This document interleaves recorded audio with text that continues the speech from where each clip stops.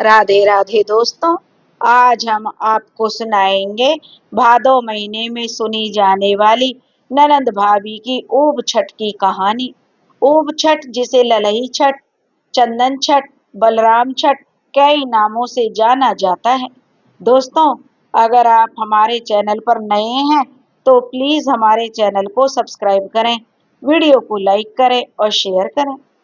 एक छोटे से गांव में एक किसान परिवार रहता था।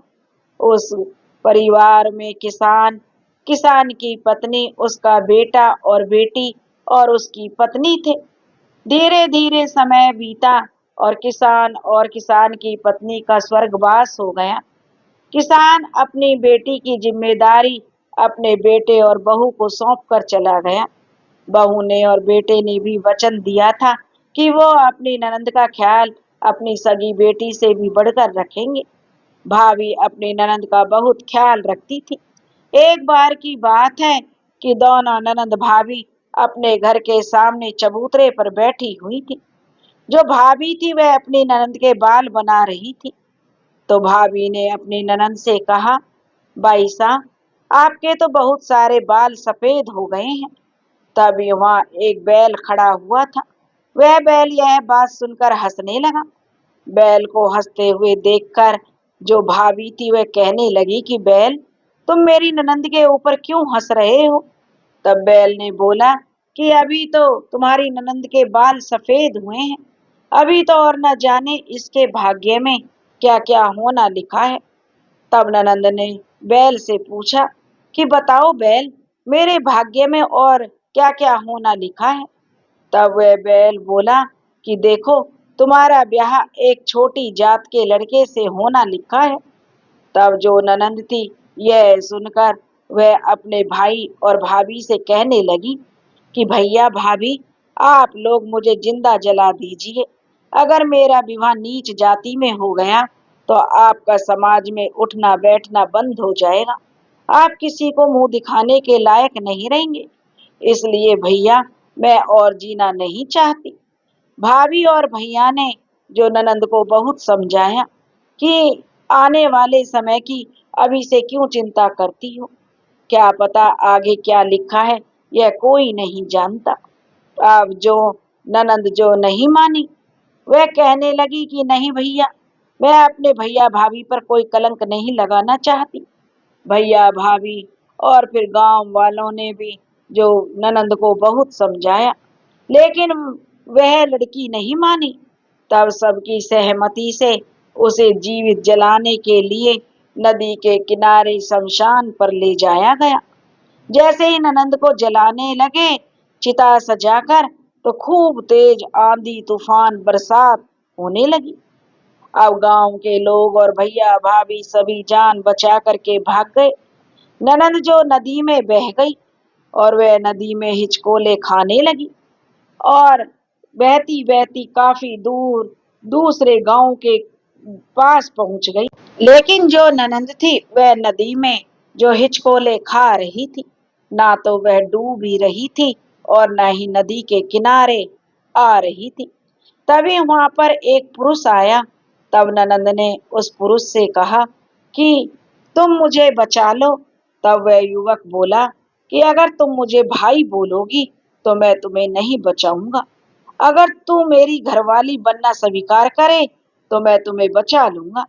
तब ननंद ने उस पुरुष की बात को स्वीकार कर लिया और उस पुरुष ने उसे नदी से निकाल लिया और दोनों ने विवाह कर लिया।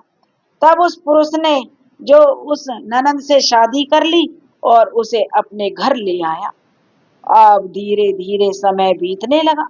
कुछ दिनों के बाद ऊब छठ का त्योहार आया। भाभी ने ऊब छठ का व्रत रखा और उसका उद्यापन किया, लेकिन भाभी ने अपने ननंद को खाने पर नहीं बुलाया। तब गांव वालों ने जो भाभी से कहा कि तुम ऊब छठ के व्रत के उद्यापन में अगर अपनी ननंद को भोजन नहीं खिलाओगी तो तुम्हें ऊब छठ के व्रत का फल नहीं मिलेगा। तब भाभी ने कहा कि देखो, मैं कैसे अपनी ननंद को बुला सकती हूँ, वह तो नीच जाति में ब्याही गई है।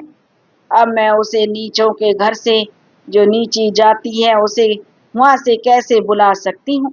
इससे तो समाज में हमारी बदनामी होगी। तब एक बुजुर्ग और समझदार जो औरत थी, उसने जो भाभी से कहा कि एक काम करो बहू, तुम अपनी ननंद को घर के पिछवाड़े में बुला करके उसे भोजन करा देना और ऊपर से कपड़े और दक्षिणा रख कर दे देना उसके, लेकिन हाथ मत लगाना। तब जो बहू को उस बुजुर्ग औरत की बात सही लगी, तब भाभी ने ननंद के घर न्योता भेजा। ननंद भाभी का न्योता पाकर बड़ी प्रसन्न हुई, क्योंकि वह भी अपने मायके आना चाहती थी, लेकिन नीच जाति में ब्याहने के कारण वह कभी अपने मायके नहीं आ पाई थी। जब ननंद अपनी भाभी के घर आई, तो उसकी भाभी ने उसे घर के पिछवाड़े बिठा दिया और उसे भोजन कराया और ऊपर से दान दक्षिणा रखकर और कपड़ों पर उसे दे दिया, लेकिन उसने अपनी ननंद के कोई हाथ नहीं लगाया। फिर बेचारी ननंद जब वहां से जाने लगी, तो भाभी ने देखा कि जो उसकी ननंद की थाली थी, जिसे वह उठाने में भी आनाकानी कर रही थी, वह सोने की हो गई और असरफियों से भर गई। यह देखकर भाभी बड़ी प्रसन्न हुई। उसने अपनी ननंद के पैर पकड़ लिए और उससे माफी मांगने लगी कि भाई साहब, मुझे माफ कर दो। भाग्य के लेख को कोई नहीं बदल सकता, जिसके भाग्य में जो लिखा वही होता है। ऐसे ही ननंद ने अपनी जो भाभी को माफ कर दिया और दोनों गले मिलकर अपने गिले शिकवे दूर करने लगी। इस तरह से ननंद और भाभी अब हर साल बलराम छठ का व्रत करने लगी। छठी मैया की कृपा से उनके घर में अन्न धन के भंडार भर गए और दोनों ननंद भाभीियों में पहले जैसा प्यार बन गया। भाभी के भी दो बेटे हो गए और ननंद के भी दो बेटे थे। हे छठी मैया, जैसे पहले ननंद को आई, ऐसे किसी को मत आना। जैसे पीछे ननंद को आई, वैसे सबको आना। जो यह कहानी सुन रहे हैं और जो यह कहानी कह रहे हैं, उनके घर भी अन्न धन के भंडार भरना। बोलो छठी मैया की जय। दोस्तों, अगर आपको यह कहानी पसंद आई हो, तो प्लीज हमारे चैनल को सब्सक्राइब करें, वीडियो को लाइक करें और शेयर करें। राधे राधे।